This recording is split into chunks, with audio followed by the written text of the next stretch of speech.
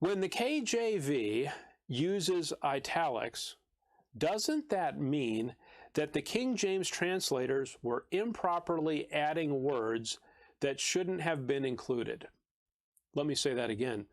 The King James Bible has italics, and those italics indicate words that were added by the translators. Isn't that clear evidence that the King James translators were doing something they shouldn't do? Doesn't that show that they were adding to the Word of God?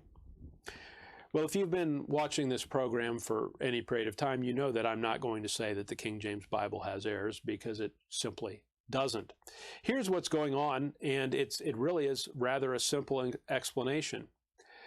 The King James translators were scrupulously honest. When there was a word in the text that they produced, the King James text, that was not based on an underlying Greek or Hebrew word, they put it in italics. In other words, when they were looking at the Greek text or the Hebrew text, and then they were translating it into English, if they ever added a word that wasn't in the original manuscripts that they had, the copies that they had, they would put the word in italics.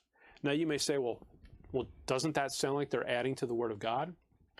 The reality is this: when you translate from one language to another language, you sometimes have to add words that were not in the original language to give the proper sense in the receptor language. That's what they were doing. They weren't just adding their own opinions. They weren't just adding random words for no reason. They were adding words that were necessary to give the sense of what the Greek and Hebrew manuscripts said. Now, by the way, that's a common practice. That's not simply something that the King James translators did. Other translators do that as well. So when you see italics in the King James, you shouldn't think to yourself, well, those words probably shouldn't be there. You might wonder to yourself, why don't other translators put the words they supply in italics? Wouldn't that be the more straightforward, transparent way to do things? So there's nothing wrong with the words in italics in the King James. They're perfectly fine. But I thought I would show you one very fascinating example that it'd just be interesting for you to see. So if we take 1 John chapter 2, verse 23, you'll see the verse as it is written in the King James. Whosoever denieth the Son, the same hath not the Father, but he that acknowledgeth the Son hath the Father also.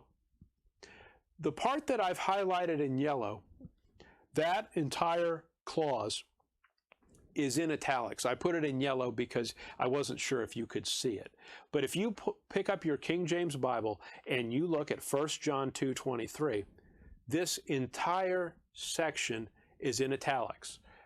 And the reason it was in italics is that phrase, that clause, did not appear in the Greek manuscripts that were available to the King James translators. Now, what you might think to yourself is, you might think, well, wait a minute, that's not just supplying a single word so that the verse makes sense. It's supplying this entire thought. How do they do that? Well, here's the explanation.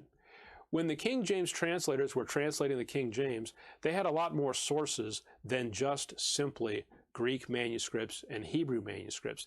They had other sources that were available to them, and they knew that this was part of 1 John 2, verse 23, so it was proper for them to include it.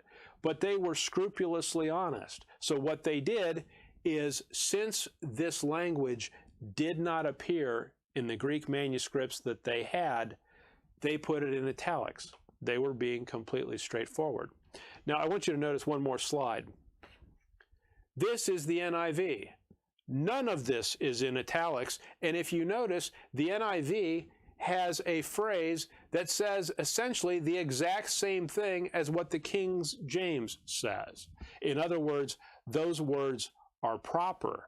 They were part of the original Greek text. They should be there. So let me sum it up by simply saying this.